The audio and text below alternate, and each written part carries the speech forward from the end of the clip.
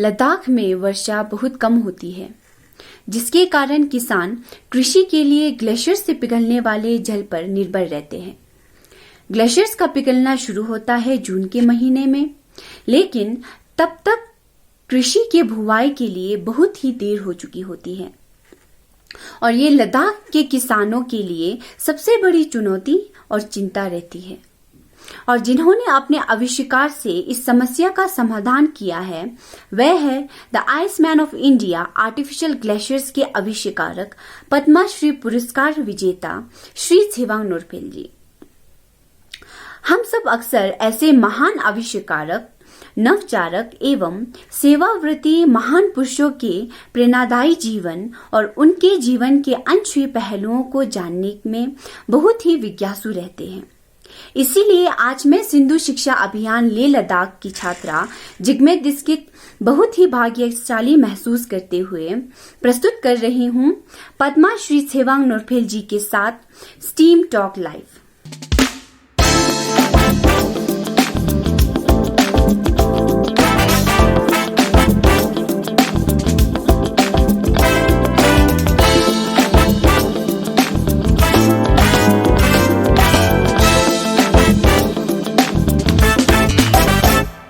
जुले सर, जुले आपसे पहली बार मुलाकात मेरी लद्दाख में हुई थी सिंधु शिक्षा सेंटर में। तभी से आपके लाइफ के बारे में जानने की बहुत इच्छा थी और आज मुझे आपसे बात करने की अपॉर्चुनिटी भी मिल रही। Thank you so much sir. So firstly sir, I would like to know about your childhood sir, like आपका बचपन कैसा था? आप देखें, मैं जब बचपन में, क्योंकि यहाँ हमारा उस टाइम में ये है 1940-50 की बात है। उस टाइम में आप देखें ना, लद्दाख में लद्दाख बिल्कुल पूरे देशों से कट जैसा था और बहुत ही बैकवर्ड था और उस वक्त सिवाय एग्रीकल्चर और कुछ यहाँ धंधा नहीं चलता था। तो उस वक्त यहाँ एजुकेशन की तरफ बहुत ही कम लोग तवज्जो देते थे, ज्यादा खेती बाड़ी पे लोग ज्यादा तवज्जो देते थे। तो आप देखो, मैं अपना जो ये बचपन का जो जिंदगी बारे में थोड़ा बताऊं तो ये है। तो उस समय क्या होता है, लोग हम जितने जो ज्यादा बड़े भाई को शिक्षा देते हैं, छोटों को सिर्फ एग्रीकल्चर में काम करने के लिए देते हैं। तो उस टाइम में तो 14 साल तक मैं बिल्कुल भेड़ बकरी चढ़ने के लिए जाता था। तो मेरा भाई जो ना वो स्कूल में जाता, उससे मैंने कुछ ये प्लस माइनस या ये क्या कहते हैं, कुछ 100 तक मैंने वो ये 1 2 3 वो सीखा। तो मैं पढ़ने के लिए बहुत शौक था। जब मैं गाय चराने के लिए जाता था तो मैं एक जमीन पे बैठ के, जमीन में हम लिखते थे 2 + 2 = 4, 4 + 4 = 8। इस तरह से मैंने जमीन में लिख के सोलांग का टेबल मैंने गाय क्या कहते हैं, भेड़ बकरी चराते ये सीखा था।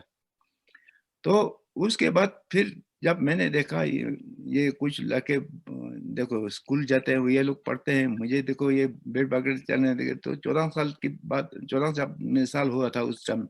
मैं भी भाग के स्कूल चला गया था। उस टाइम में क्या कहता है, एक हमारा यहाँ सिर्फ एक पूरे डिस्ट्रिक्ट में एक मिडिल स्कूल था और एक मिडिल स्कूल, एक मिशन स्कूल था।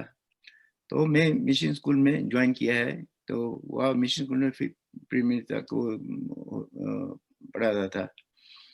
उस टाइम में मैंने बहुत मेहनत किया है, क्योंकि आप मेरे उस वक्त हमारा ये क्या कहते हैं, हम सब जमींदार, मैं एक जमींदार फार्मर फैमिली से बिलोंग करता हूँ। तो उसका हमारा ये क्या कहते हैं, मालियत के हालात इतना अच्छा नहीं था। तो हमारे पास वो ट्यूशन के लिए पैसे देने के कुछ नहीं था। तो मैं क्या करता था, अपने टीचर को सुबह शाम उसके खाना पकाना, उसके लिए पानी लाना। उस वक्त पानी वाटर सप्लाई सिस्टम नहीं होता था, हम दूर दूर से पानी लाना पड़ता था, वो करना, फिर ये उनका वो सफाई करना, ये करके मैं सुबह शाम उस टीचर से पढ़ाई करता था।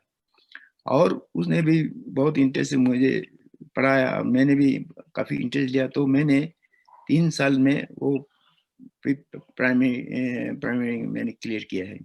फिर उसके बाद मैं स्कूल में ये मिडिल स्कूल में ज्वाइन हो गया। तो जब मैं मिडिल स्कूल में ज्वाइन हुआ था, उस वक्त मैं ये क्लास का मॉनिटर था। तो मैंने उस वक्त कोई छोटा छोटा नहीं होता, क्लास को साफ करना, ये करना सब बच्चों को करना पड़ता था। तो मैं क्या करता, सुबह सवेरे आके पूरा कमरे को साफ करना, बच्चों को वो सब साफ कराने देते थे। फिर हम 1 बजे जब रिसेस के लिए 1 घंटे के लिए लंच के लिए ब्रेक होता है, उस टाइम में मैं क्या करता था, बच्चों का बिल्कुल बाल कटे करना।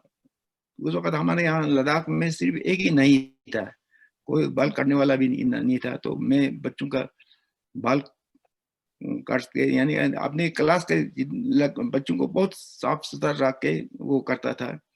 तो उसमें भी हम बिल्कुल सफाई में हमारा क्लास फर्स्ट आता था। तो ऐसे तरह करके मैंने जब मैं उस टाइम में क्या था, पहले मिडिल स्कूल था, जब मेरे टाइम में ये हाई स्कूल बन गया है। तो मैंने मैट्रिक तक फिर हम ले में पढ़ाई किया, फिर उसके बाद मैं श्रीनगर गया, श्रीनगर जाके फिर मैं अमर सिंह कॉलेज में ज्वाइन किया है। फिर उसके बाद मैं 19 क्या कहते हैं, तो फिर उसके बाद मैं उस वक्त क्या था, लद्दाख जैन के स्टेट के लिए कुछ ये नहीं क्या कहते हैं, वो इंजीनियरिंग का कुछ कोटा वो रिजर्व होता था। तो 1956 में मुझे 56 में मुझे वो उस कोटा में फिर वो लखनऊ जाने के लिए एक वो चांस मिला। फिर मैं वहाँ जाके फिर अपना वो डिप्लोमा इंजीनियरिंग क्लियर करके फिर ले आया। 1960 में मैं अपना ये क्या कहते हैं गवर्नमेंट जॉब में ज्वाइन किया है। उस टाइम में क्या होता था, यहाँ सिर्फ एक रूरल डेवलपमेंट और ये पीडब्ल्यूडी 2 मौका में होता था।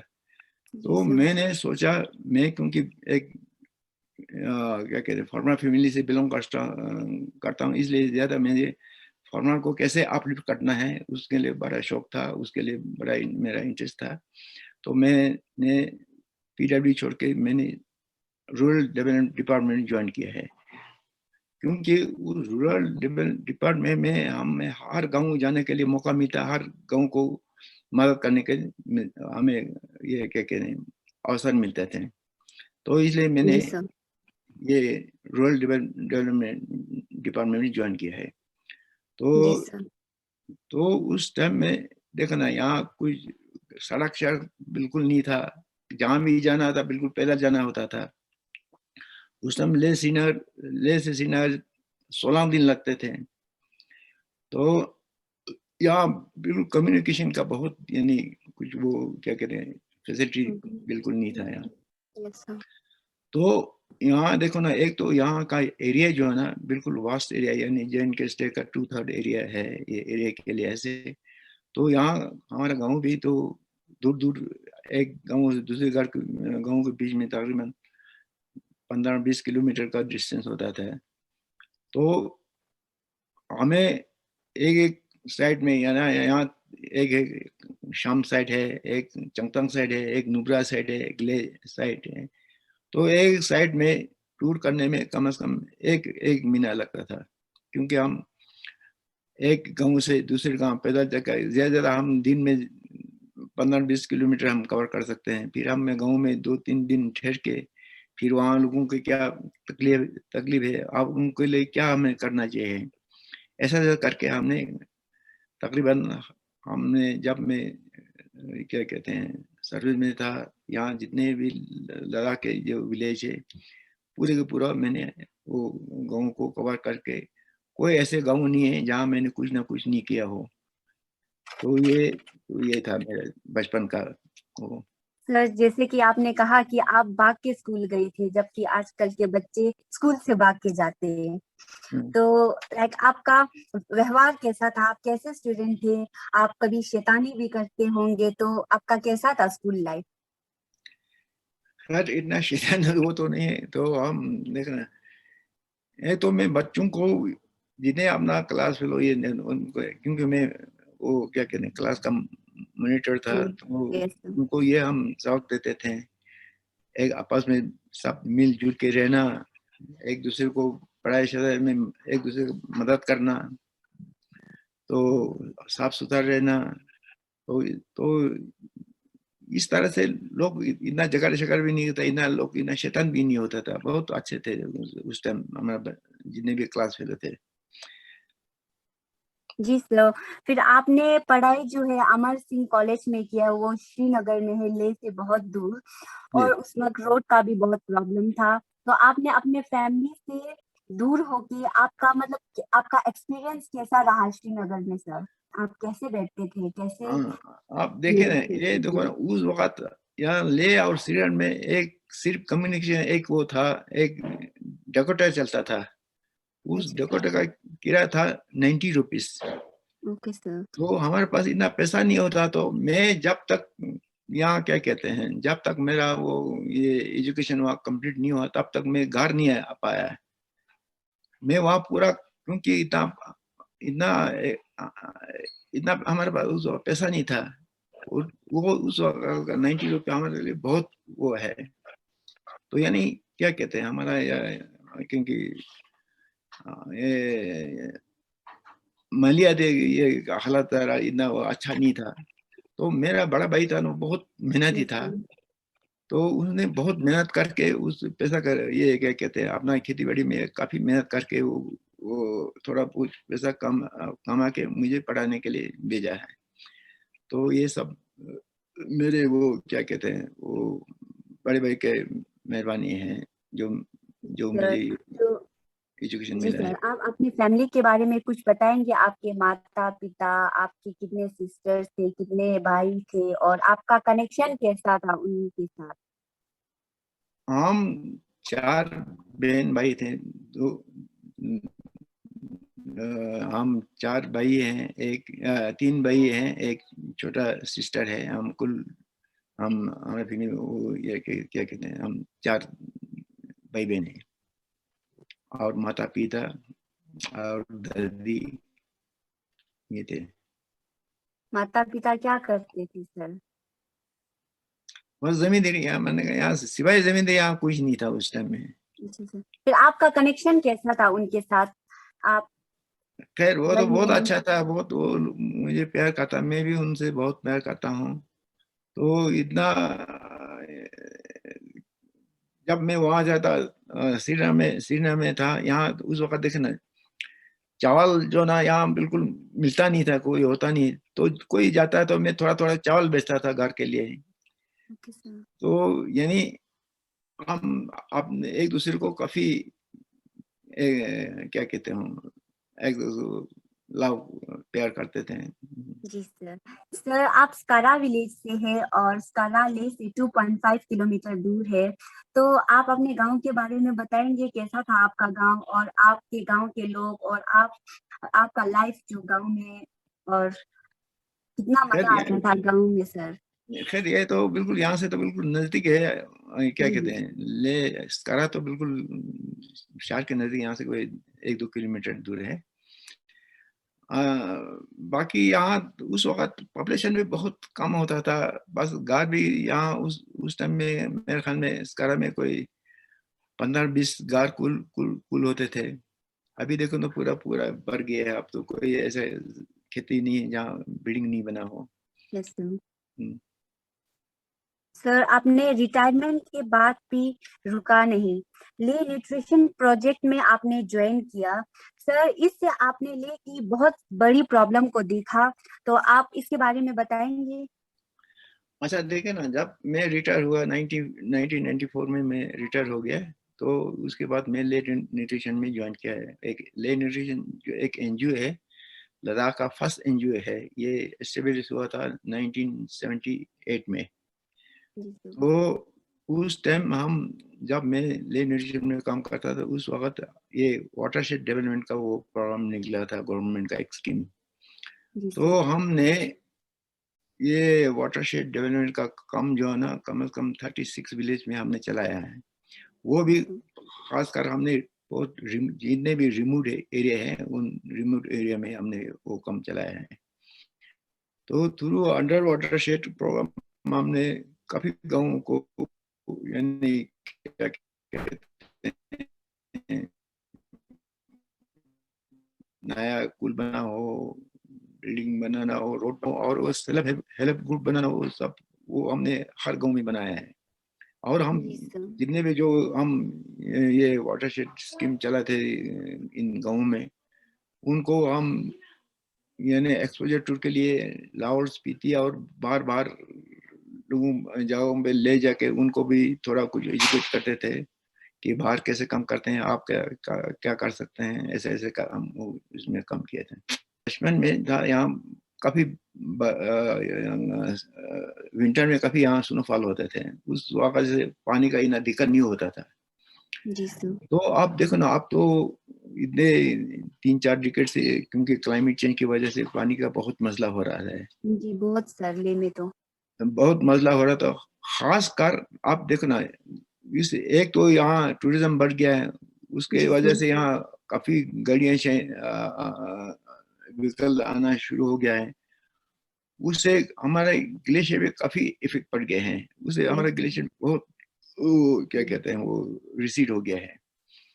तो खास कर आप क्या करते हैं, जब पहले तो हमारा ये क्या ग्लेशियर बहुत नजदीक होता था, आप बिल्कुल ये पिघल के आप बिल्कुल, आप अभी देखेंगे तो बिल्कुल पीक्स में थोड़ा व्हाइट आप स्पॉट देखेंगे, बाकी तो बिल्कुल सूखा पड़ा है। जी सर। तो इसलिए वो जो हाई एल्टीट्यूड पीक्स में जो ग्लेशियर है वो मेल्ट होता है मिड ऑफ जून में, लेकिन हमारा स्विंग सीजन स्टार्ट होता है अप्रैल मई में। यस वो सर। सब हमारा बहुत मसला होता है। तो क्योंकि उस वक्त हमारा यहाँ पानी बहुत कम होता है, तो मैंने सोचा अच्छा, तो जहाँ जहाँ पॉसिबिलिटीज है, स्कोप है, तो वो तो हमने हर जगह बनाया है, चाहे नया नया कैनाल बनाना हो या इसको कहीं वो रिनोवेट करना हो, वो सब वो हमने किए हैं। कोई ऐसा गांव भी है जहाँ कोई स्कोप भी नहीं, आप क्या करेंगे? उसके लिए मैं बहुत परेशान था, आप उसका ये हाल कैसे मैं ये हाल को ठीक ये सुधर सकता हूँ। तो एक दिन मुझे ये आइडिया आ गया है, क्योंकि विंटर में ये पानी सब, क्योंकि हम देखो ना, यहाँ हमारा समर सीजन बहुत शॉर्ट है, हम जी सर। 5-6 महीना ही कुछ उगा सकते हैं, उसके बाद तो कुछ उगा नहीं सकते हैं। तो 5-6 महीना पानी वेस्ट हो जाता है। तो मैंने सोचा अगर ये जो विंटर में जो पानी जो ये वेस्ट हो जा रहा है, अगर इसको कंजर्व कर सकें इन ए फॉर्म ऑफ आइस, तो ये लोगों के लिए काम आ जाएगा। तो ये सोच के हमने छोटा सा एज ए मॉडल देखने के लिए, एक्सपीरियंस के लिए एक गाँव में हमने बनाया है, कहते हैं शरा फूक से कहते हैं। जी अब सर। वहाँ हमने एक छोटा सा एक वो देखने के लिए, एक्सपीरियंस के लिए एक छोटा बनाया है। वो उसका साइज तकरीबन कोई 1000 फीट लंबा था और कोई 150 फीट चौड़ा था। तो हमने देखा इसमें क्या, अब इसका क्या रिजल्ट निकलता है। तो वहाँ देखा तो वो बना, तो उसका काफी रिजल्ट देखा उसने, यानी काफी वो, यानी लोग भी खुश हो गया, हमें तसल्ली हो गया कि उसमें काफी आज जमना शुरू हो गया है। फिर जी सर। वो आइडिया लेके फिर हमने क्या किया है, जितने भी जो विंटर में पानी वेस्ट होता है, तो उसको हमने गाँव के नजदीक नजदीक हमने एक शेडो एरिया, एक साइट ढूंढ के वहाँ आर्टिफिशियल ग्लेशियर बनना शुरू किया है। जी सर। तो ये क्या होता है, एक तो विंटर का जो पानी सब उसमें स्टोर हो जाता है in the form of ice. तो ये गाँव का नजदीक होने की वजह से ये नेचर वो ग्लेशियर से यहाँ गाँव का लेवल जो है ना, कम से कम कोई 3-4 हज़ार फीट नीचे ये होता है, इसलिए ये बिल्कुल इन अर्ली स्प्रिंग ये मेल्ट हो जाता है। तो ओके सर। उस वक़्त ये लोगों को काफ़ी वो इसका ये कम देता है स्विंग सीज़न में, ख़ासकर 1-2 महीने। फिर जून में तो फिर पानी ऊपर से भी आ जाता है। तो ये इस आइडिया से मुझे ये लोगों का थोड़ा वो ये मसला जो है ना वो हल करने में थोड़ा कुछ मदद मिल गया है। जी सर। जो स्टार्टिंग में आपने इस आइडिया पे काम करना स्टार्ट किया था, तो कुछ प्रॉब्लम्स ऐसी हुई थी? खैर प्रॉब्लम तो इसमें सबसे तो हमें फंड्स का है। फंड्स हमें उस वक़्त फंड्स है नहीं, तो हमें ये फंड्स अगर फंड्स होता तो हम बहुत सारी चीज़ कर सकते थे, लेकिन फंड्स नहीं है तो हम ये स्ट्रक्चर भी बहुत अच्छा कच्चा स्ट्रक्चर बनाना पड़ता था। तो ये कच्चा स्ट्रक्चर को हम हर साल इसको मेंटेनेंस करना पड़ता है। अगर हमारे पास उस वक़्त फंड्स होता तो हम अच्छा पक्का एक स्ट्रक्चर बनाते जो ये हम आईसीटी वॉल जो बनाते हैं, वो पक्का बनाते तो कम से कम 10-15 साल ये इसको मेंटेनेंस की ज़रूरत भी नहीं होती, वो चलता था। ये मेरे लिए दिक्कत यही था कि फिर हर साल इसको मेंटेन करना थोड़ा ये काफ़ी इसका वो दिक्कत होता था। जी sir. Sir, how did you choose to become engineer and why you choose civil engineer sir? मतलब आपकी फैमिली चाहती थी आपको इंजीनियर बनना या आपका छोटे से मन था कि मैं इंजीनियर बनूँगा? एक्चुअली देखिए ना उस वक़्त क्योंकि यहाँ कुछ नहीं था, सिर्फ उस टाइम में यहाँ एक नूरबू साहब था हमारा इंजीनियर फर्स्ट जो लंदन ट्रेन है, जी दूसरा सर। हमारा दावा साहब था। सिर्फ 2 ही इंजीनियर थे हमारे लद्दाख में। तो मैंने सोचा तो मैं भी अगर इंजीनियर थोड़ा बहुत कुछ हम भी काम कर सकते हैं, रोड बना सकते हैं, बिल्डिंग बना सकते हैं, गाँव की डेवलपमेंट कर सकते हैं। ये सोच के फिर मैंने इंजीनियरिंग को चूज़ किया। Sir, okay sir. तो आप उस वक़्त क्या सोचते थे कि आप सिविल इंजीनियर बन के क्या बिल्ड करना चाहते हो? स्टार्टिंग में जब आपने स्टार्ट किया था सिविल इंजीनियर में, तो आपने शुरू में क्या सोचा था कि मैं ये बनाऊँगा? फिर क्या आइडिया आया? मैंने मैंने कहा ना आप देखें ना ख़ासकर यहाँ लद्दाख जो है ना बहुत ही बैकवर्ड रहता है उस वक़्त। बिल्कुल देखें ना यहाँ बिल्कुल स या क्या कहते हैं अपना कपड़े भी जो ऊन जो ना वो लोग खुद प्रोड्यूस करके वहाँ से वो कपड़े बनाते हैं। अपने गेहूँ वो करके यानी जितना भी यानी डिपेंड करता है एग्रीकल्चर पे टोटली डिपेंड करता था। तो उस वजह से यहाँ बहुत बैकवर्ड था। ना कोई रोड है, ना कुछ नहीं था ना। तो मैंने सोचा तो मैं भी अगर थोड़ा इंजन में थोड़ा बहुत कुछ हम इसके डेवलप कर सकते हैं। तो जिस तरह बाहर बाहर में जो ये डेवलपमेंट हुआ इस तरह लेह में भी अगर डेवलपमेंट हो जाए तो ये सोच के मैंने भी इंजीनियर को ये चॉइस किया है। Okay sir. So what is your favourite thing about your career sir? क्या सबसे पसंद था आपको अपने करियर में? अब करियर में मेरा तो सिर्फ ये था बस मोस्टली मैं ये चाहता हूँ जितने भी जो यानी पिछड़े हुआ हो अनडेवलप्ड हो उसको कैसे अपलिफ्ट कर रहे हैं, किस तरह इसको आगे ले जाएं, किसे इस गांव में लोग थोड़ा कुछ वो क्या कहते हैं आप खुशहाली दिखा सकें। तो मेरा मेन वो इंटरेस्ट यही था कि थोड़ा कुछ हर गांव में लोगों को डेवलप करके उसको यानी वो फैमिली भी अच्छे से तरह से जी सर। रह सके। कुछ सजेशन देना चाहेंगे जो बच्चे आपसे इंस्पायर होके सिविल इंजीनियर जॉइन करना चाहते होंगे या इंजीनियर बनना चाहते होंगे, उसके लिए कुछ सजेशन सर प्लीज़? अच्छा मैं आप बच्चों को ये सजेशन देखता हूँ।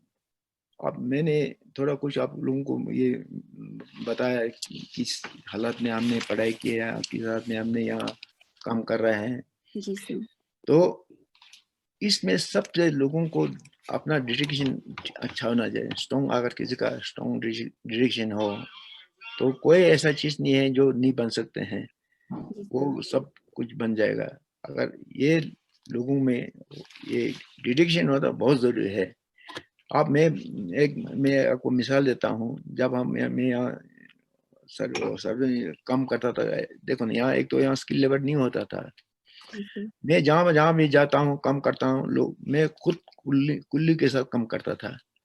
तो उसका मतलब यह है, मैं थोड़ा चाहता हूँ काम को कैसे ठीक तरह से जल्दी बन जाए, अच्छा सा बन जाए। जब मैं काम करता हूँ तो लोगों को भी शौक हो जाता है, देखो जब ये काम कर रहा है तो हम क्यों नहीं करें, हम तो वो लोग भी शर्म होके काम करते हैं। जी मैं सर। जहाँ जहाँ मैं तो मैं बिल्कुल एक कुल्ली की तरह काम करता था। तो ये एक डेडिकेशन होना बहुत जरूरी है, जो भी चीज करे। जी सर। सबसे मेन चीज डेडिकेशन, स्ट्रॉन्ग डेडिकेशन होना बहुत जरूरी है। हाँ जी सर। तो आपने 10th के बाद जो है 11th 12th में कौन सा स्ट्रीम लिया था सर? किस सब्जेक्ट को लेके आपने पढ़ाई किया था? कौन से सब्जेक्ट को लेके? एक चीज बताऊंगा आपको। आप देखो ना, ले में वो साइंस नहीं था, साइंस बिल्कुल था नहीं। जी सर। तो जब हम कॉलेज में ज्वाइन कर तो हमें बिल्कुल वो, आप देखो उस लेवल का हमें साइंस लेने पर फिजिक्स केमिस्ट्री और वो, तो वो बहुत दिक्कत था हमारे लिए, क्योंकि अब वो तो हमारे पास उसको बेसिक था नहीं, बेसिक ही तो हम था नहीं, तो उसको लिए तो हमें बहुत मेहनत करना पड़ता था। तो ये हमारे जी लिए सर। बहुत प्रॉब्लम था उस वक्त। तो यहाँ एजुकेशन का सिस्टम बहुत, यानी क्या कहते हैं, बहुत ही कमजोर था, कोई था नहीं। तो ये बहुत खासकर जितने भी लद्दाख के स्टूडेंट थे, जब वहाँ जाते तो यहाँ साइंस नहीं होते, जो जो फिजिकली जो क्या कहते हैं, ये फिजिक्स लेना, ये क्या कहते हैं, या जो एमबीसी या जो डॉक्टर बनना चाहो या इंजीनियर बनना, उसके लिए साइंस बहुत जरूरी है, साइंस एंड मैथ। वो जी इनके सर। पास नहीं था, तो उनको खासकर लद्दाखी स्टूडेंट को बहुत तकलीफ होता था ये उस टाइम में। जी सर। हाँ जी। सर तो आप जब बचपन में आप छोटे थे तो आपको सबसे ज्यादा क्या करना पसंद था? एक बार क्या हुआ, जब मैं उस वक्त नाइन में था, वहां से एक वो क्या कहते हैं, ये कि पत्रकार थे, वो आया श्रीनगर से। वो मुझे पूछने लगा, तो आप क्या क्या बनना चाहता है? मैंने कहा मैं इंजीनियर बन जाता। उस जी वक्त सर। हमारे पास ये भी इतना भी पता नहीं था इंजीनियर किस चीज, वो कहता है किस चीज का इंजीनियर। मैंने तो मैं सिविल इंजीनियर के सिवा हमें पता नहीं था। मैकेनिकल इंजीनियर बनना था, इलेक्ट्रिकल इंजीनियर। तो वो पूछ रहा था, मैं तो सिविल इंजीनियर बना था। यानी उस वक्त हम लोग इतना वो था, यानी इंजीनियरिंग के भी, ये देखो ना, सिविल इंजीनियर भी होते हैं, मैकेनिकल इंजीनियर होता है, सर। इलेक्ट्रिकल इंजीनियर होता है। तो इतना भी हमारे पास वो नॉलेज नहीं था। ऐसा कौन सा इंसान था, कौन था जिसको जिसको आप अपना आइडल मानते थे सर? आप उसको देख के कि हाँ ऐसा करूंगा ऐसे सोचते थे? मैंने कहा ना, उस वक्त हमारा जो इंजीनियर सोहन नूरू साहब, वो हम वो उनसे कभी हमें इंस्पिरेशन मिला। जब मैं श्रीनगर में पढ़ता था, तो नूरू साहब श्रीनगर में वो जो वो उस वक्त वो बना टनल बन रहा था, वहाँ जी था। सर। तो जब मैं नूरू जब मुझे वहाँ ये वो क्या कहते हैं, वो लखनऊ जाने के लिए वो जब वो चांस मिला, मैं उससे पूछने के लिए या क्या करूँ मैं ऐसा। वो कहता हाँ, ये मौका नहीं छोड़ना, तो जाओ, वो अच्छा है, वो जाओ। उस सबसे पहले उसने कहा। तो उसे मुझे काफी इंस्पिरेशन मिला है, जो नूरू साहब से। वो यस जो सर। हमारा लद्दाख में फर्स्ट इंजीनियर है। जी सर। तो आपके बचपन में ऐसे कौन सा मूवमेंट है जो आपको बार बार याद दिलाते हैं और आप उसको सोच के फिर से बचपन में आप जाना चाहते हो? ऐसा कौन सा मूवमेंट है सर? मूवमेंट ये आता था, मैं जब बेड वगैरह चढ़ना रहता था, किस तरह मैं वो टेबल को याद करता था, वो जमीन में लिख के। तो मुझे बार बार याद आता वो जो बचपन में। आप देखो ना, जब किसी को किसी चीज का इंटरेस्ट है, वो कुछ ना कुछ करते रहते हैं। जी तो मैं सोचता हाँ चलो, ये बहुत अच्छा है कि मैंने बचपन से ये स्ट्रगल किया है, तो उसका भी अच्छा रिजल्ट निकला है। तो ये जी सर। तो जो ग्लेशियर्स है उसके आइस फॉर्मेशन के लिए कितना टाइम लगता है सर? देखो ना, ये आइस जो ना आइस फॉर्मेशन में तो ये मिड ऑफ नवंबर में ये आइस जमना शुरू हो जाता है। जी सर। फिर उसके बाद ये मिड ऑफ मार्च में ये मेल्टिंग स्टार्ट हो जाता है, यानी तकरीबन 4 महीना। 4 महीने में आप देखो, मान लो और किसी स्टीम में 1 क्यूसेक का पानी है तो हम 4 महीने में हम 1 मिलियन क्यूबिक फीट आइस बना सकते हैं। तो जी ये सर। इसका एक ये छोटा सा ब्रीफ है। जी सर। तो जो ले का जो इन्वायरमेंट है, कुछ लोग उसकी बिल्कुल कदर नहीं करते सर। तो जिसकी वजह से आजकल ले के क्लाइमेट में भी चेंज होना स्टार्ट हो गया है, क्योंकि हमारे दादा दादी जब हमें बातें बताते हैं कि उस टाइम पे इतना बर्फ पड़ता था, इतना सफाई होता था, नाले का पानी इतना साफ होता था, तो इस टाइम पे वो नहीं है। तो मतलब आप कुछ संदेश देना चाहते हो ले के लोगों को? अब देखना, पहले तो हम एक तो यहाँ मैंने कहा ना, यहाँ क्योंकि वाटर सप्लाई सिस्टम बिल्कुल था भी नहीं, तो यहाँ वाटर ट्रीटमेंट तो इसका तो नाम ही नहीं होता था। हम पूरा ये नाले में जो पानी है ना वो सीधा वही पीते थे, वो साफ होता था। उस वक्त हमारा इन्वायरमेंट बहुत साफ था यहाँ लद्दाख में। अभी अब देखो, तो मैं ये तो बार बार किसी जब भी कहीं कहीं मीटिंग हो तो मैं मीटिंग में ये बात छेड़ता हूँ। और खासकर अभी देखो ना, अब तो लोग इतना होटल बनाना शुरू किया, इतना टूरिज्म आना शुरू किया, इतना लेबर आते हैं, तो इतना गंदगी यहाँ फैलाया है।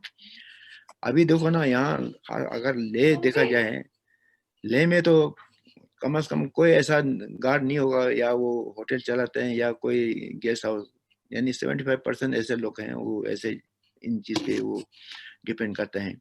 जी सर। तो उसको चलाने के लिए तो हमें पानी की तो बहुत जरूरत है। जब तक 24 घंटा अगर पानी नहीं हो तो हम होटल नहीं चला सकते हैं, गेस्ट हाउस नहीं चला सकते हैं।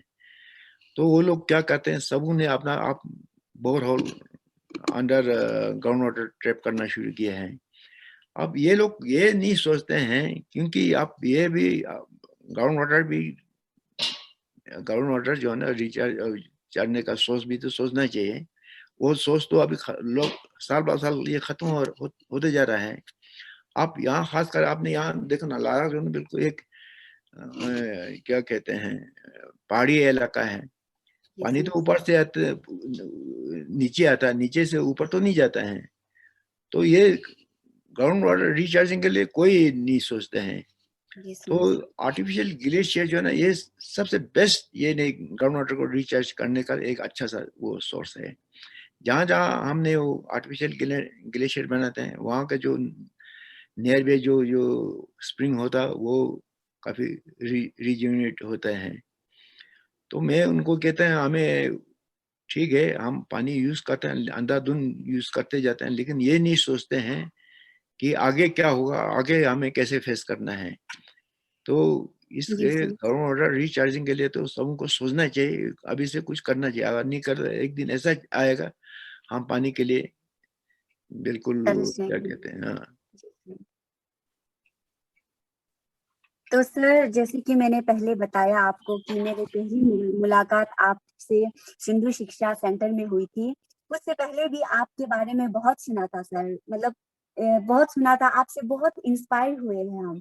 तो वहां पे जो है हम बच्चे प्रॉब्लम्स को देखते हैं सर, तो उस प्रॉब्लम को देख के उसको कैसे हम सॉल्व कर सकते हैं उसके बारे में सोचते हैं, और बातें करते हैं अपने पड़ोस के लोगों से कि कैसे हम सॉल्व कर सकते हैं, और ऐसा कौन कौन सा प्रॉब्लम है जो हमें नहीं पता। तो आप उन बच्चों के लिए क्या बोलना चाहते हो सर, अभी जहाँ पे आपने हमें ब्लेसिंग्स भी दिया था और हमें अवार्ड भी दिया था सर? हम्म, जी सर। वो तो बहुत बहुत बहुत बढ़िया है। अब देखना, चंदन मणि साहब ने तो मेरे ख्याल में वो उस वक्त यहाँ बच्चों को, यानी क्या कहते हैं, ज्यादा उनको ये देखा सिखाते हैं आजकल के मॉडर्न साइंटिफिक की तरह से किस तरह से पढ़ाई करना चाहिए। तो वो मुझे बहुत अच्छा लगा। वरना यहाँ के लोगों को, बच्चों को इतना वो इंस्पिरेशन नहीं है, वो इतना वो नहीं है। तो आप यहाँ के बच्चों को भी अगर डाउन की तरह ऐसे शिक्षा दे, यानी यानी बेसिकली हमें किस चीज, अभी बचपन में उन्हें क्या कहते हैं, एक बार उन्होंने वो क्या रोबोट कुछ ऐसे बना के वो बच्चों को सिखाता था। मुझे बहुत अच्छा लगा। बच्चों को अभी से साइंटिफिक तरीके से पढ़ाई करें, ये मुझे बहुत अच्छा लगा है। बहुत अच्छा रहेगा ये लद्दाख में। ये तो पूरा लद्दाख वालों के लिए अच्छा होगा, खासकर हमें बैकवर्ड जो गांवों से बच्चे लोग आते हैं उनके लिए ये बहुत फायदेमंद होगा।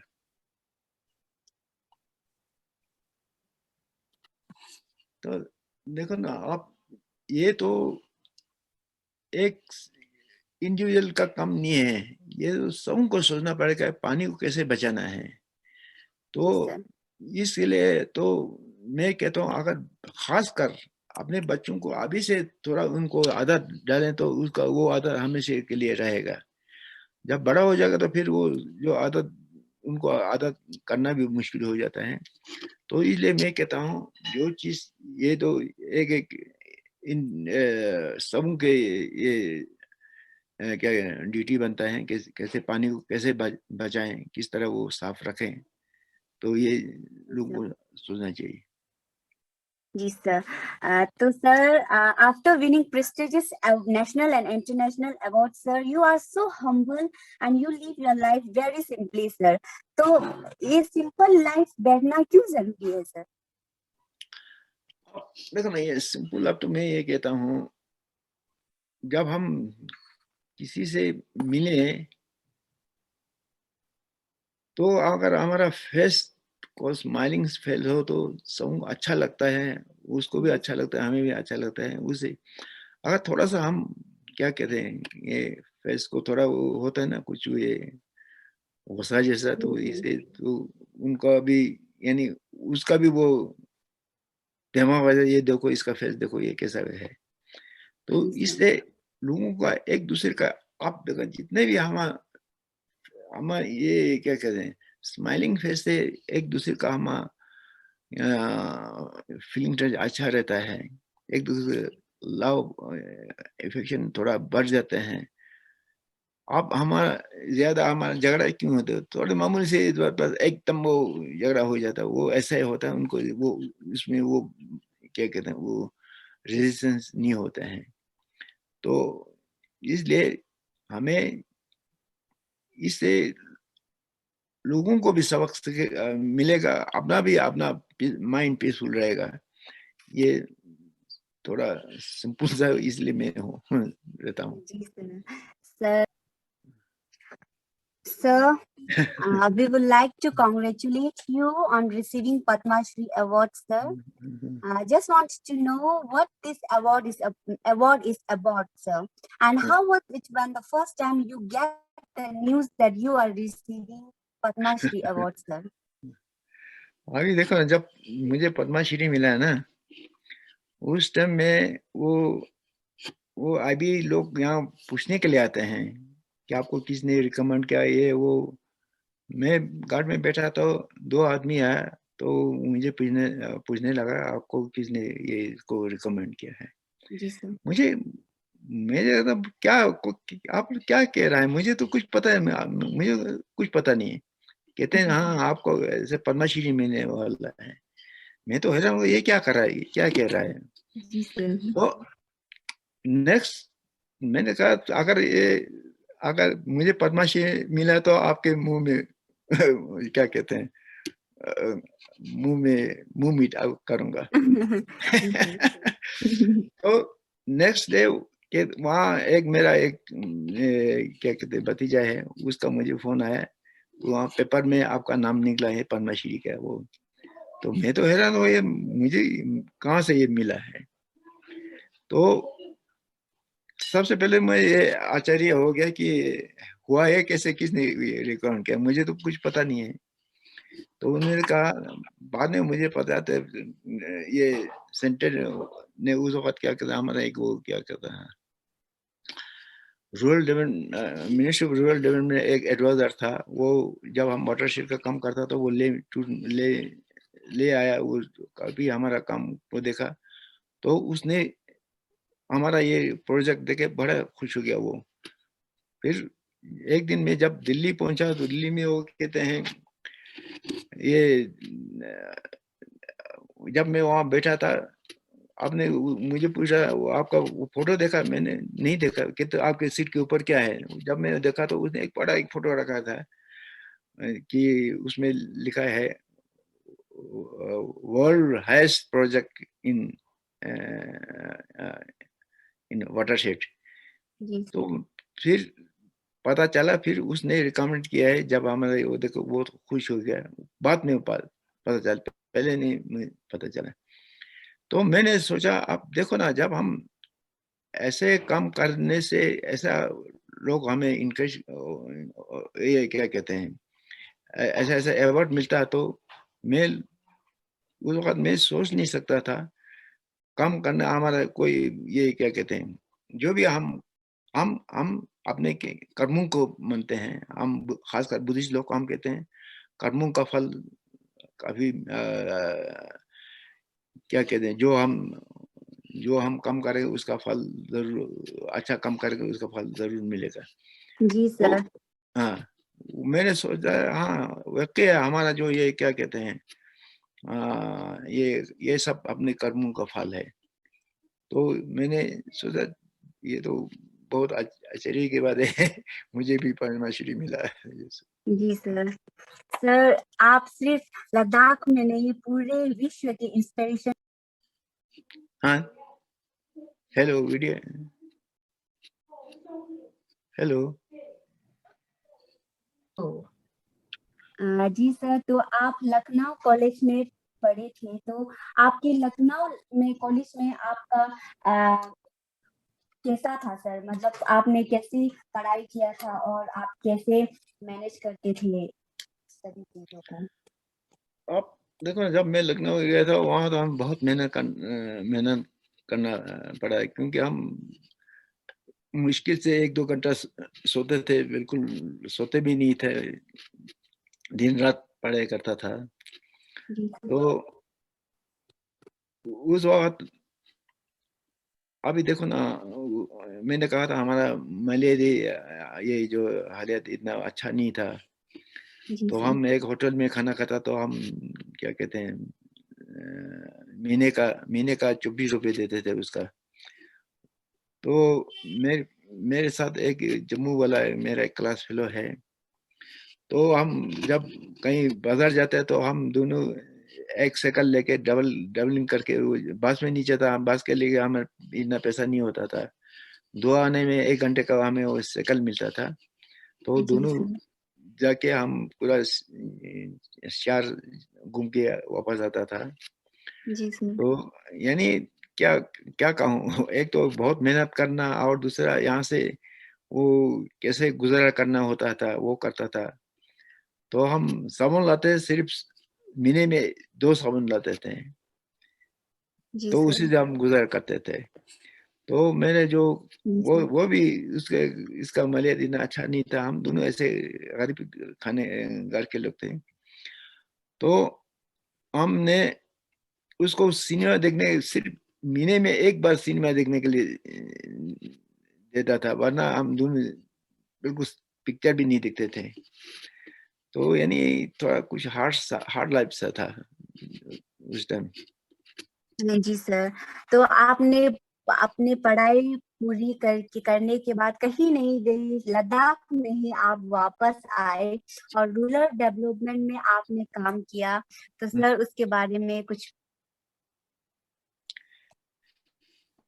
अच्छा देखो, उस वक्त हमारे यहाँ कोई टेक्निकल वो स्टाफ बिल्कुल होता नहीं। तो मेरा 2 साइड से ऑफर है, एक तो पीडब्ल्यूसी ऑफर आया कि वहाँ आ जाओ, फिर ये क्या कहते हैं यहाँ क्या कहते हैं ये रॉयल डेवलपमेंट से वहाँ से भी ऑफर आ गया है। एक वहाँ रेलवे वहाँ कहीं आप मुझे याद नहीं है, वहाँ से भी ऑफर आया था।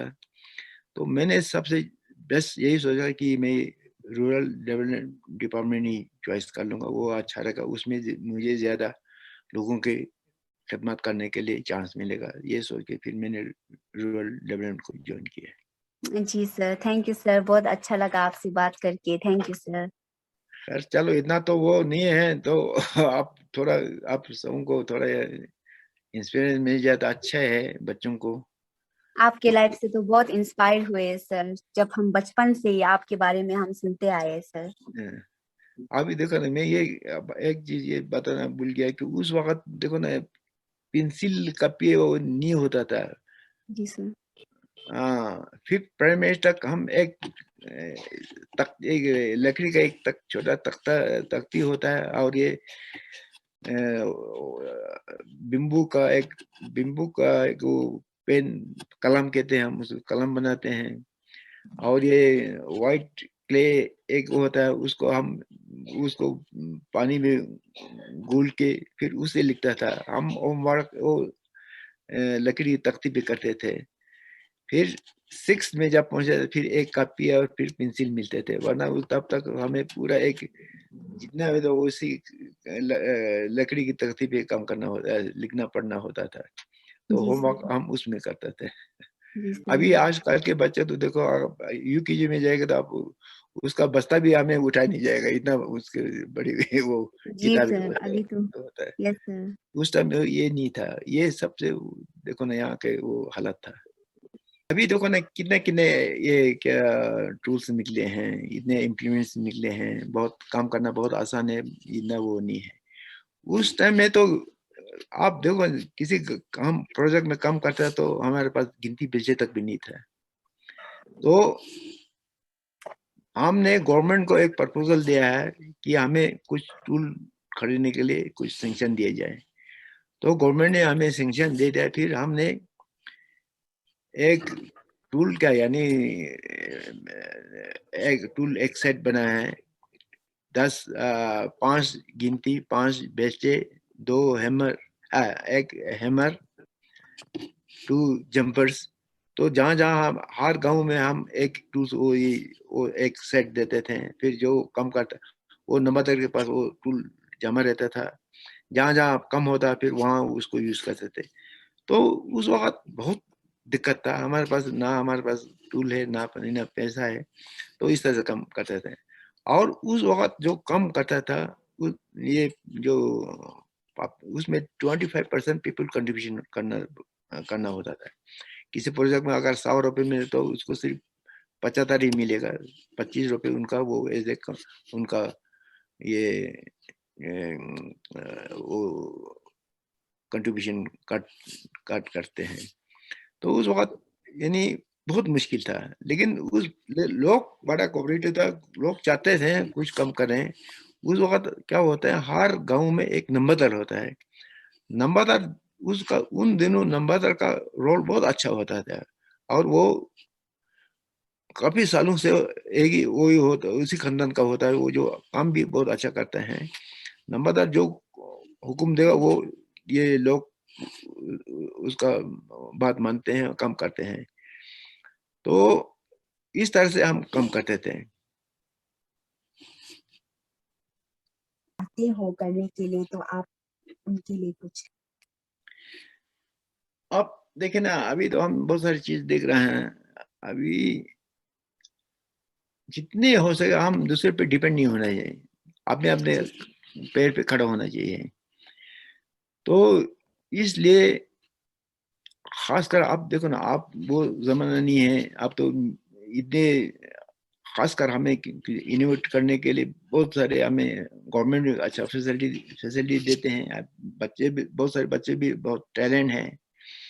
तो अब बच्चों को अभी से आदत होना चाहिए, कुछ ना कुछ करते रहें, कुछ ना कुछ इनोवेट करते रहें। तो तभी हमारा देश आगे बढ़ेगा, तरक्की करेगा। तो इसलिए मैं कहता हूँ, जो भी छोटा चीज क्यों ना हो, लेकिन उसके थोड़ा उसमें इनोवेट करें तो आहिस्ता आहिस्ता वो भी बढ़ जाएगा, तो वो बड़ा चीज बन जाएगा।